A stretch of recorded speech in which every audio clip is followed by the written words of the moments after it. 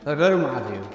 दोस्तों, आज हम आपको एक ऐसी कहानी सुनाने जा रहे हैं जो आपके रोंगटे खड़े कर देगी, आंखें खोल देगी और शायद आपको भोलेनाथ का आशीर्वाद भी दिला दे। दोस्तों, ये कहानी है एक साधारण से लकड़हारे की, जिसने अपनी भक्ति और बुद्धि से न सिर्फ अपना जीवन बदला बल्कि 2 राज्यों की तकदीर ही पलट दी। लेकिन दोस्तों, ये आसान नहीं था। रास्ते में आएंगे खतरनाक जंगल, क्रूर राजाओं का अत्याचार और अंधकार की घनघोर रातें। पर इस लकड़हारे के हाथ में था एक हथियार जो किसी तलवार से भी ज्यादा धारदार था।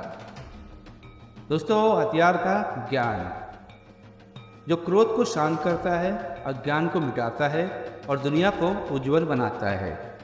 तो अगर आप भी चाहते हैं अपने जीवन में भोलेनाथ का आशीर्वाद, अगर आप भी चाहते हैं कि ज्ञान के प्रकाश से अपने आसपास को रोशन करना, तो अगले 10 मिनट के लिए जुड़े रहिए, क्योंकि इस कहानी के अंत में छिपा है महादेव का एक ऐसा रहस्य जो आपकी ज़िंदगी बदल कर रख देगा।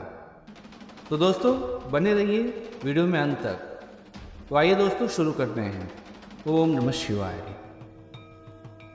हिमालय की गोद में जहाँ तूफान का नाच होता है और बादल झुककर प्रणाम करते हैं, वहीं रहते थे अविनाश, एक साधारण सा एक लकड़हारा। अपने कंधे पर लकड़ियाँ का बोझ और मन में भोलेनाथ की अनन्य भक्ति लेकर वो रोजाना घाटियों को पार करता। एक दिन घने जंगल की गहराई में कुछ असामान्य दिखा उसे। विशाल बेलपत्र का पेड़ हवा में लहराता नहीं था, हिलता भी नहीं था, जैसे जिंदगी उससे रूठ सी गई हो। अविनाश के भोलेपन ने उसे रुकने को मजबूर किया। वो आगे बढ़ा, बेलपत्र के पेड़ के पास खड़ा हुआ और हाथ जोड़कर बोला, हे भोलेनाथ, क्या हुआ इस प्यारे पौधे को? ये क्यों मुरझाया हुआ है? हवा में अचानक सन्नाटा छा गया। तभी दिव्य चमक के बीच प्रकट हुई माता पार्वती। हल्की मुस्कान के साथ उन्होंने कहा, अविनाश, तूने सच्चे मन से सवाल किया, इसलिए मैं तुझे बताती हूँ। यह बेलपत्र का वृक्ष मेरे रूप को धारण करने का आशीर्वाद ले चुका था, लेकिन एक अभिमानी राजा के अत्याचार से घबराकर वह अपने रूप त्यागने को विवश हुआ। तब से वो मुरझाया हुआ है।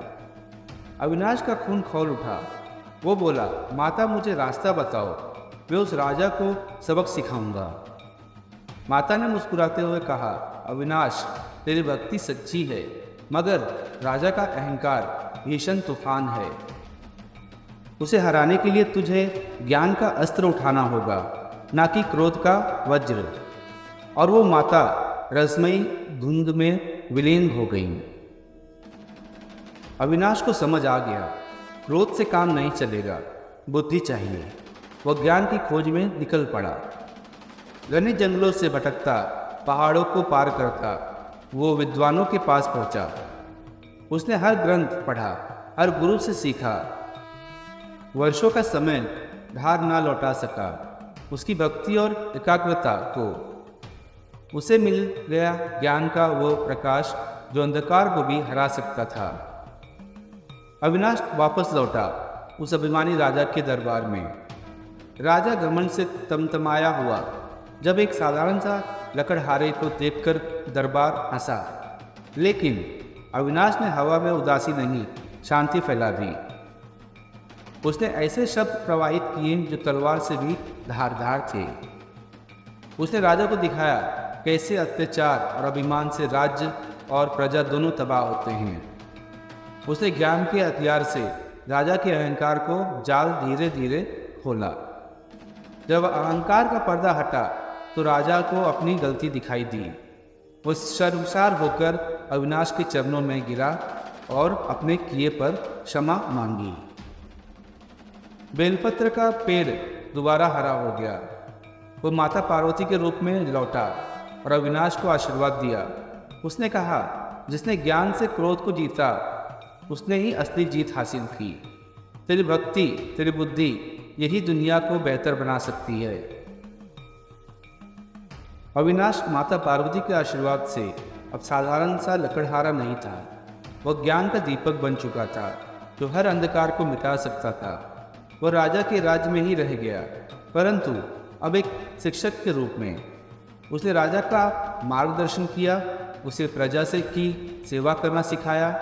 धीरे धीरे राज्य बदलने लगा, अत्याचार खत्म हो गए, प्रजा के चेहरों पर मुस्कुराहट लौट आई। बेलपत्र का पेड़ ज्ञान का प्रतीक बन गया, हर रोज लोगों को शिक्षा देता। लेकिन एक दिन खबर आई कि पहाड़ों के दूसरी तरफ एक और राजा ने क्रूरता को साम्राज्य खड़ा कर लिया है। उसकी क्रूरता इतनी भयानक थी कि आसपास के राज्य कांपते थे। अविनाश को पता था अब चुप रहना कायरता होगी। उसने फिर से ज्ञान का अस्त्र उठाया और उस क्रूर राजा के राज्य की ओर चल पड़ा। रास्ता बहुत कठिन था, घने जंगल थे, खतरनाक रास्ते थे, जंगली जानवर हर कदम पर चुनौती देते थे। लेकिन अविनाश का हौसला बुलंद था। वो मानता था कि ज्ञान हर बाधा को पार कर सकता है। अतः वह क्रूर राजा के दरबार में पहुंचा। इस बार दरबार सन्नाटा में डूबा रहा। क्रूर राजा, जिसने कभी शत्रु नहीं देखा था, घबरा गया। अविनाश ने फिर वही शांति से ज्ञान के शब्द बिखेरे।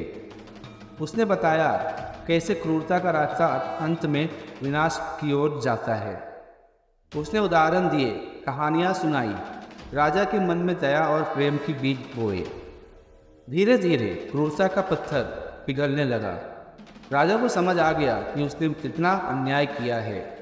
वो शर्मसार होकर सबके सामने अपने किए का प्रायश्चित किया और प्रजा की सेवा का वचन दिया। अविनाश अपने मिशन को पूरा कर अब वापस लौटने लगा था। रास्ते में उसे फिर माता पार्वती का दर्शन हुआ। माता ने उसकी सराहना की और कहा, अविनाश, तूने साबित कर दिया कि ज्ञान अंधकार को मिटाने का सबसे शक्तिशाली हथियार है। तूने 2 राज्यों को बचाया है, उनकी प्रजा को शांति दी है, लेकिन तेरा काम अभी खत्म नहीं हुआ है। दुनिया में अभी भी अंधकार के कई कोने हैं जहाँ क्रोध और अज्ञान का राज चलता है। अब तुम्हारा कर्तव्य है वहाँ ज्ञान का दीपक जलाना, लोगों को सही राह दिखाना। अविनाश ने नतमस्तक होकर माता को प्रणाम किया। वो जानता था उसकी यात्रा अभी बाकी है। ज्ञान का मशाल लेकर वो आगे बढ़ा, अंधकार को मिटाने और दुनिया को बेहतर बनाने के लिए। अविनाश की यह कहानी हमें यह सिखाती है दोस्तों कि क्रोध से नहीं बल्कि ज्ञान से समस्याओं का समाधान होता है। हमें भी अविनाश से सीखना चाहिए, अपने आसपास ज्ञान का प्रसार करना चाहिए और दुनिया को एक बेहतर जगह बनाने का प्रयास करना चाहिए। दोस्तों, इस कहानी के माध्यम से हम सीखते हैं कि क्रोध का तूफान शांति के प्रकाश से ही शांत हो सकता है और जब हम अपने नज़रिए को बदलते हैं तो जीवन भी बदल जाता है। आशा है कि यह कहानी आपको भी एक नए दृष्टिकोण की ओर मोड़ने के लिए प्रेरित करेगी। और आप सभी से एक छोटा सा निवेदन है, रिक्वेस्ट है, अगर वीडियो आपको पसंद आया है और कहानी आपको अच्छी लगी है, इससे आप कुछ भी अगर सीख पा रहे हैं, वीडियो को एक लाइक कीजिएगा, चैनल को सब्सक्राइब कीजिएगा और बेल को नोटिफिकेशन को ऑन करिएगा ताकि आने वाले नए वीडियो का अपडेट आपको मिलता रहे। तो अभी के लिए धन्यवाद। हर हर महादेव। ओम नमः शिवाय। श्री शिवाय नमस्तुभ्यम।